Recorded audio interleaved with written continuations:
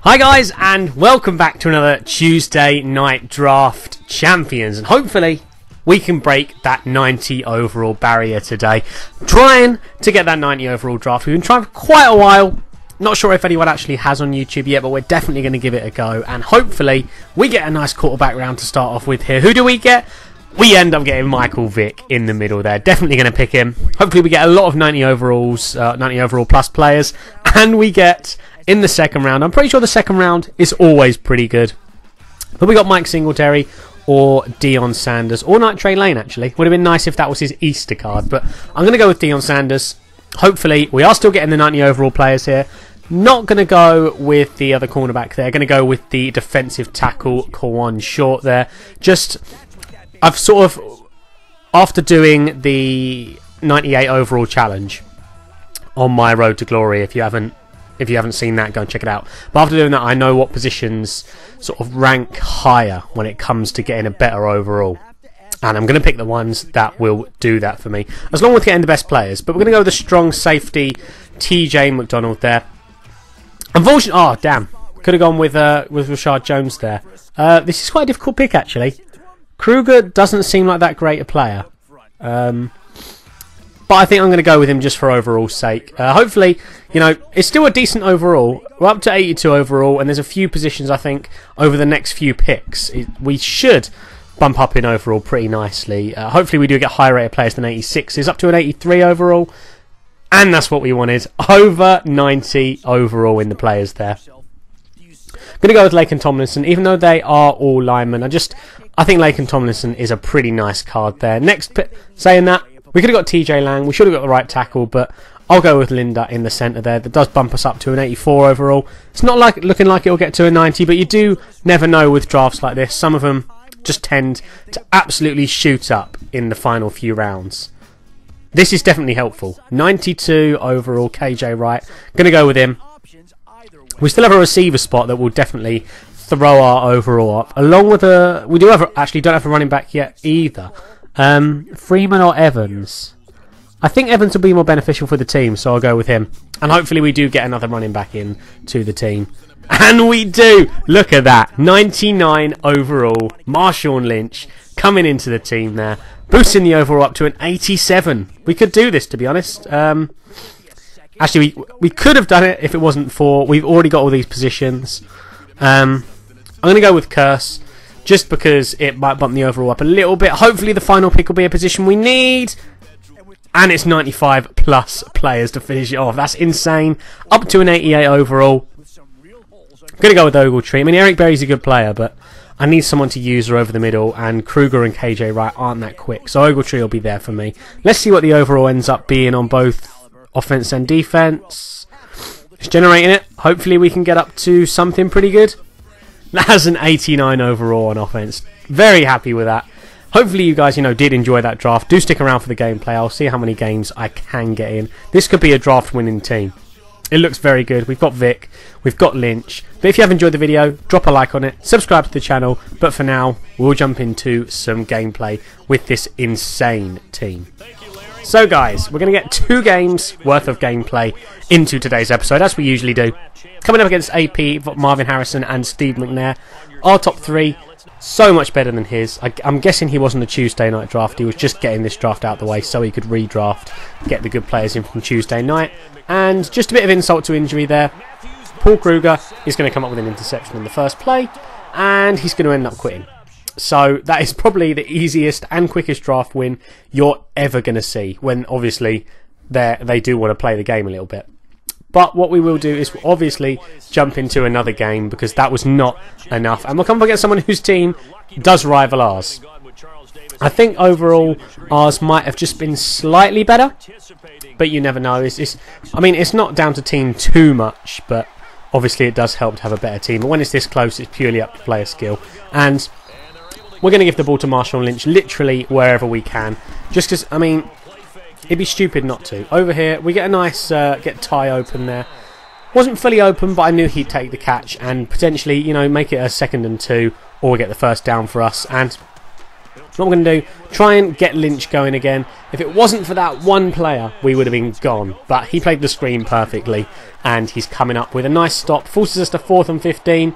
I'm going to go to the C route, hoping it gets open. Mike Evans cuts back to catch it, and we do not get the first down. So, not the best start. Probably one of the worst starts we could have actually had, turning the ball over on our first drive. He's also got Lynch, so I've got to be very, very wary of the run the entire game.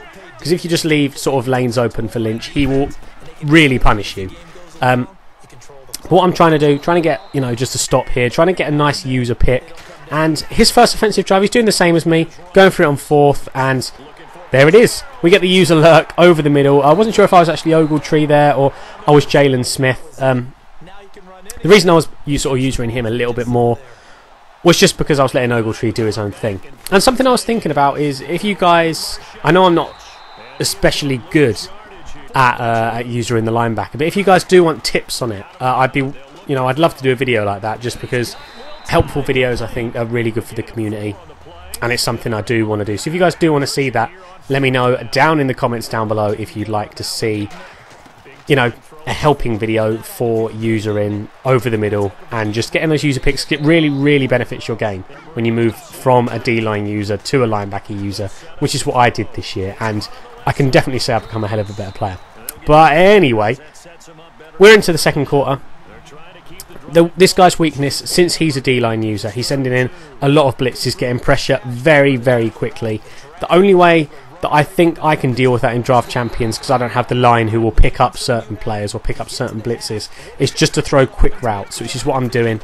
I'm making sure I get enough blockers on every single play, and if I don't, I've got a quick dump-off route available, which I am using. Nice little play there over the middle. Knew he wasn't going to send a blitz because it was 3rd and 9.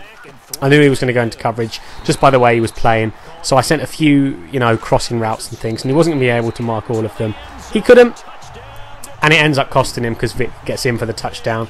Very nice clock management, leaving him only 6 seconds. So he didn't have a chance to score off that. And we're moving into the second half where, you know, his offense really started to go here. He was way in bounds there. It wasn't actually given, not sure how. But I think if you watch the replay, he was way in bounds. So he got pretty unlucky there. He did manage to keep his drive going, so it wasn't too detrimental to him.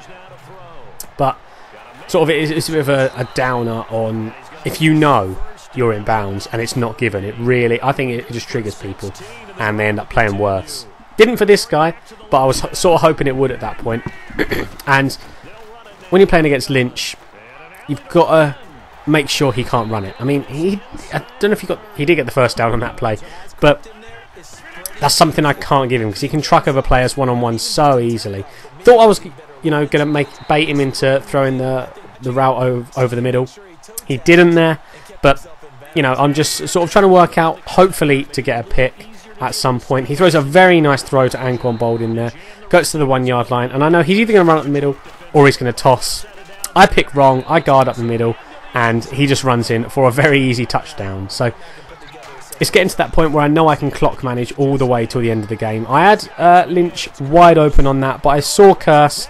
I knew it was going to end up in a tackle battle. I just had to click the right button quick enough. I did, and I get a very nice gain. So all I want to do up to this point, chew clock a little bit, which is pretty lame.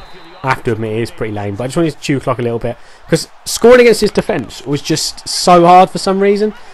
I mean, I had absolutely no idea why it was so hard, but the crossing routes, you can see, he's sending in blitzes. He shouldn't have people covering everyone I have on the crossing routes and things all the time, which he did, and it was very, very hard to break down. You'll see I get to 3rd or 4th down on pretty much every set of downs I have, and I'm getting lucky to make the 3rd and 4th downs a lot of the time. I'm just throwing to the crossing routes. That time it didn't work. He sent in pressure very quickly. I did see someone open, but I didn't see it quick enough. And he has time to drive up the field and score.